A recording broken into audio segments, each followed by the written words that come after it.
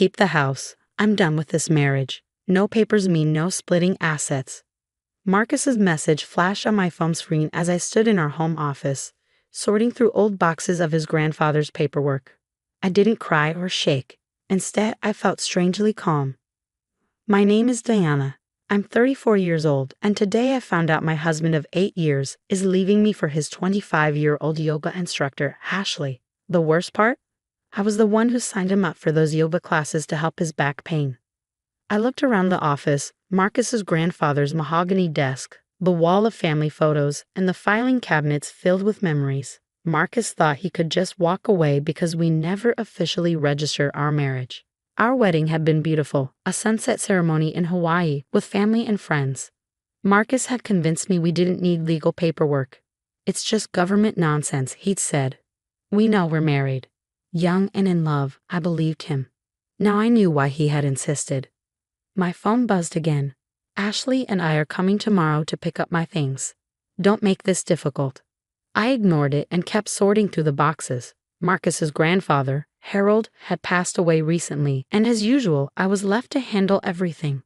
Harold had always liked me, often inviting me over for tea and telling me, "You've got a good head on your shoulders." Then I found it, a dusty old leather folder. Something about it caught my attention. When I opened it, my heart nearly stopped. A marriage certificate. Our marriage certificate. Marcus and I were legally married after all. The paperwork was official, signed, and dated 8 years ago.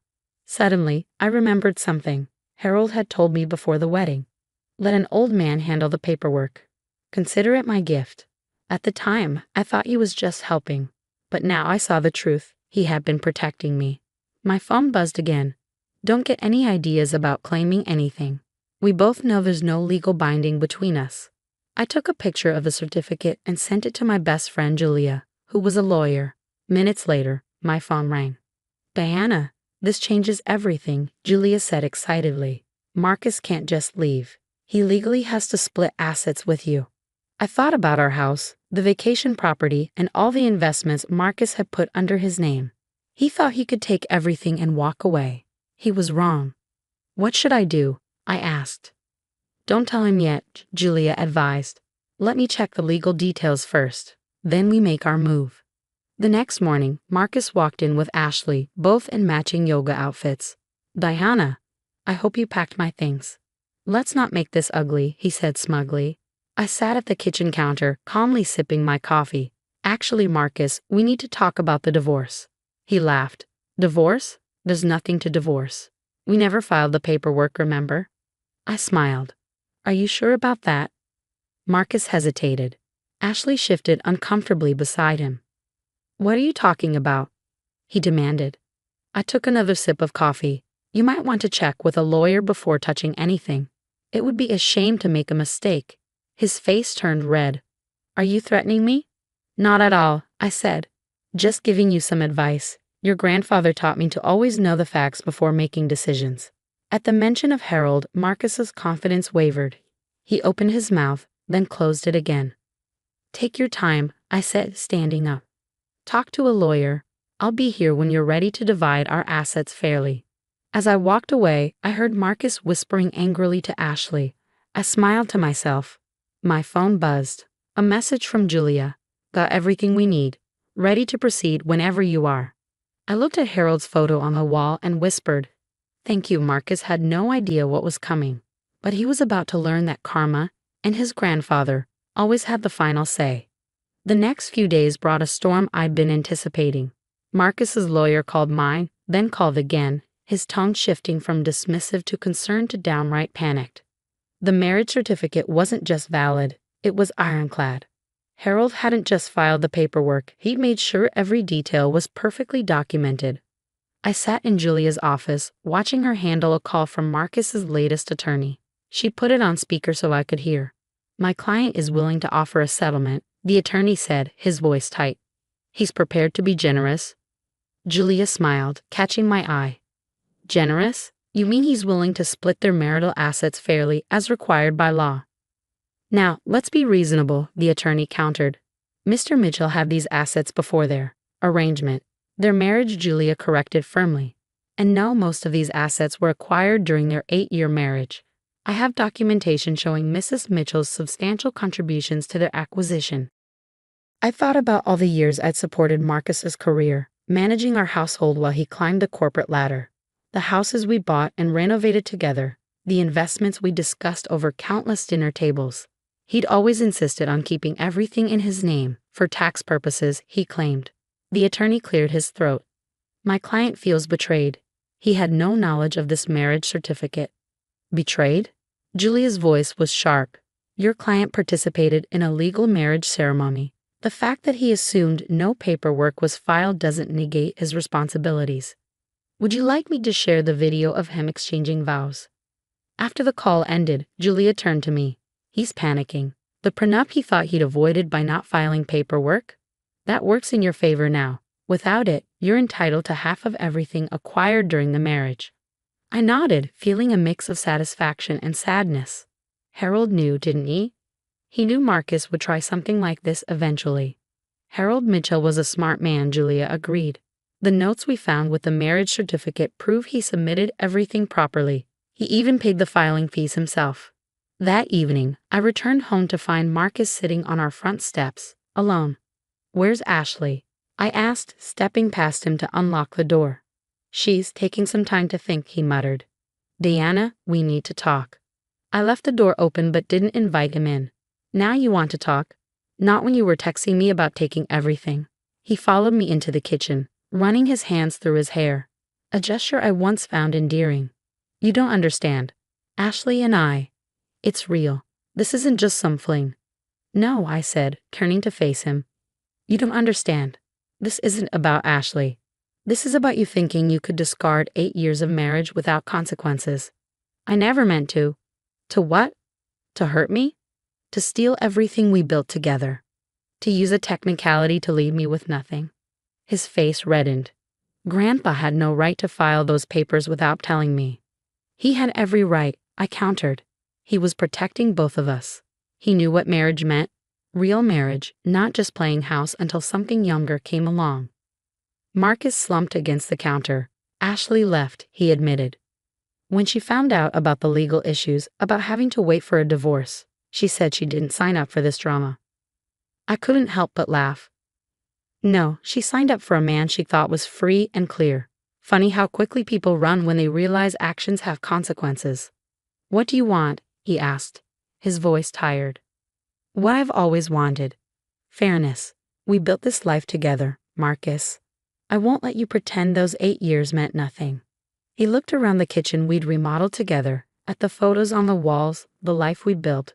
For a moment, I saw a flicker of the man I'd married. Grandpa left me a letter, he said quietly. In his desk. I found it yesterday. He pulled an envelope from his pocket, hands shaking slightly. He wrote it right after our wedding. Said he filed the papers because he saw how much you loved me, how good you were for me. He wanted to make sure I couldn't ruin it with my fear of commitment. I felt tears prick at my eyes but kept my voice steady. He was a wise man. I was so angry when I found out about the certificate, Marcus continued. But reading his letter, he knew me better than I knew myself. He saw what I might do, what I did do. It doesn't change anything, I said firmly. You still chose to leave, to try to take everything. He nodded, looking more defeated than I'd ever seen him. I know, I thought you should know that Grandpa did it because he loved us both. He wanted me to be better than this. I watched as he walked toward the door, shoulders slumped. At the threshold, he turned back. I'll have my lawyer contact Julia about a fair settlement. No more games.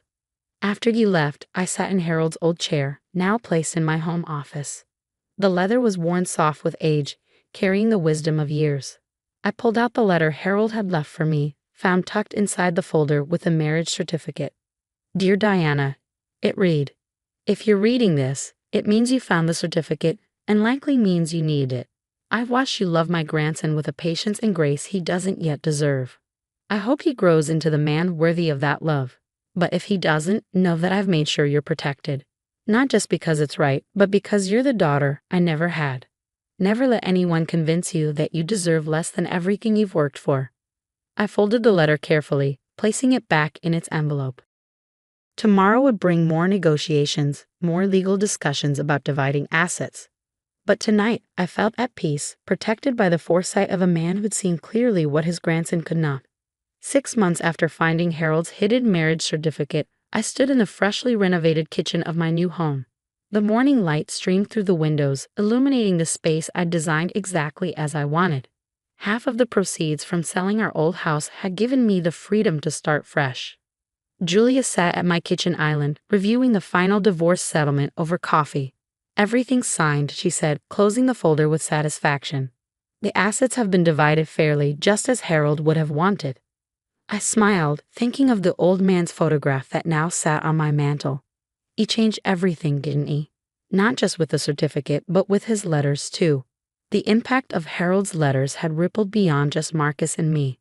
After our story got out, 3 other women in our social circle discovered their partners had used the same no papers tactic. Harold's foresight had inadvertently helped them too, setting a precedent for challenging these unofficial arrangements. "Have you heard from Marcus?" Julia asked, stirring her coffee.